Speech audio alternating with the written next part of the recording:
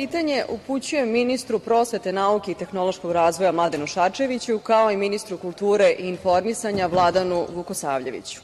Naime, da li su pomenuti ministri upoznati da u Srbiji ima cenzure? Koliko mi svi znamo, član 50 Ustava Republike Srbije kaže da u Srbiji cenzura ne postoji, da je ona zabranjena i da je ne sme nikada imati. Međutim, šta se desilo u Vršcu, u gradu Jovana Sterije Popovića, koju sam već nekoliko puta pomenula u ovoj Skupštini?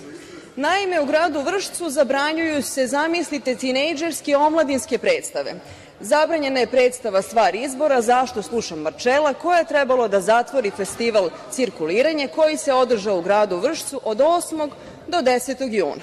Naime, čak se na sednici gradskog veća diskutovalo o tome da bi ovu predstavu trebalo zabraniti, da ne bi trebalo da se održi, navodno iz tehničkih razloga. Naime, najproblematičnije je bilo naziv predstave, naime samo ime Marčelo. Međutim, kada pitate članove autorskog tima šta je tu toliko sporno u toj predstavi, odgovorno će vam reći zapravo ništa. Možda je jedino sporno to što se u ovoj predstavi podstiču mladi ljudi da misle svojom glavom, da ne budu poltroni, da se oslanjaju na svoje znanje, na svoj život i da time mogu sami ostvariti apsolutno sve što žele u svom životu. Naime, kad govorimo o tehničkim razlozima zbog kojih je predstava otkazana, čudo jedno da jedna predstava koja zahteva jednog glumca, jedan štender sa ofingerima i jednog plišanog medu, zapravo možda je meda problem, antidržavni, prefrigani meda, kaže se da tehnički uslovi ne mogu da zadovolje takvu vrstu predstave. Međutim, šta se dešava odmah nakon, pošto je predstava trebalo da bude održana? Održavaju se koncerti, mačevanje, paraglajding, čak i ekstremni sportovi. Ukoliko pitate organizatora, kazaće da je to do njih.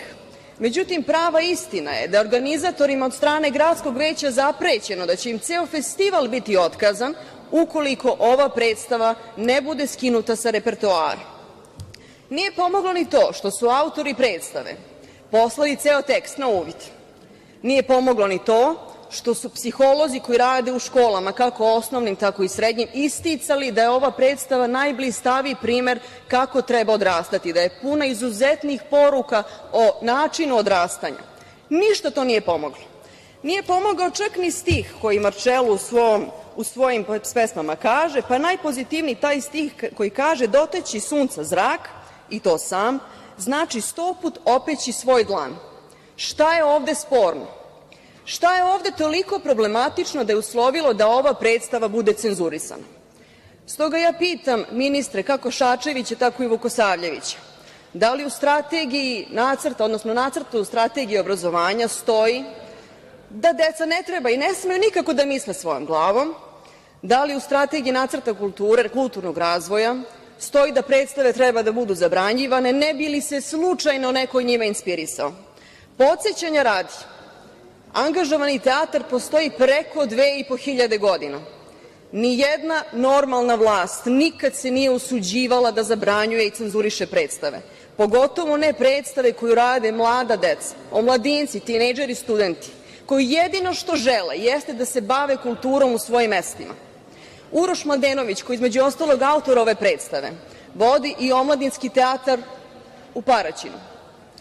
Jedino što on i njegov tim, njegovi mladi učenici i studenti žele da rade u ovoj zemlji jeste da se bave umetnošću i kulturom. Jedino to. Niti da ruše vlast, niti da ruše državni poredak, niti išta slično, niti demonstriraju protiv ove vlasti.